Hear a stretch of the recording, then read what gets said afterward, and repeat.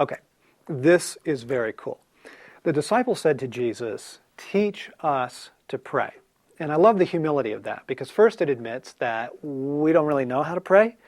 And secondly, that it's something that it can be learned. Just like we're learning to listen to the voice of God, just like that's something to sort of be practiced and explored and you get better at it, well, the same thing holds for prayer.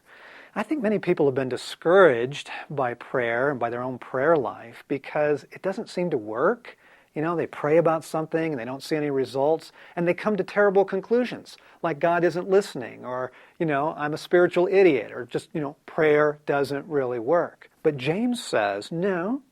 He says, start to pray like Elijah prayed, and you're going to see some results. And what I love about that passage in James is he says, Elijah was a man with a nature like ours, meaning you can do this too. All right, we're all in the same boat. It helps kind of get rid of that theology that says, that's a book of exceptions. The scriptures, those guys were sort of superheroes or whatever. And then it just cuts your spiritual life off at the knees, right? I mean, it's just like, well, we can't pray like that. That won't happen for me. And James says, no. Elijah was a man with a nature like yours. And here's the story. What had happened was this. Elijah had prayed, and there was a drought in Israel for 3 years. Now, God tells him, it's time for rain. I want you to pray for rain. And so Elijah gets down on his knees and he starts praying.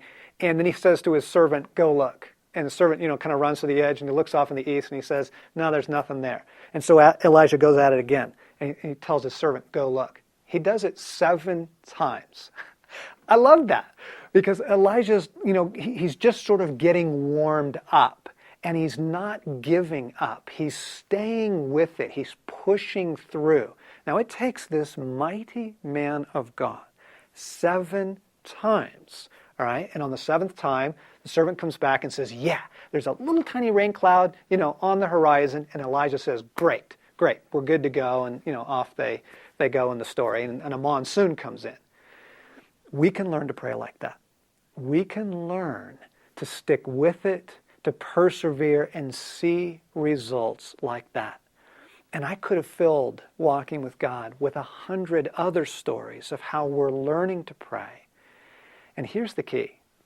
Ask God. Ask God, what do I pray? Lord, how should I pray? We are assured in 1 John that whenever we pray anything according to the will of God or sort of in alignment with the will of God, we're going to see answers to those prayers. But I don't always know what the will of God is.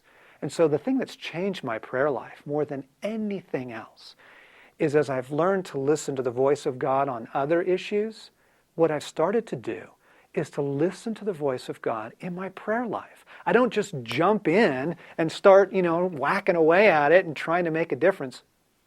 Pause, listen. Lord, what do we pray here? We're praying for someone who's ill. How do we pray? We're praying for a church or for a missions trip. Lord, how do we pray? Teach us to pray.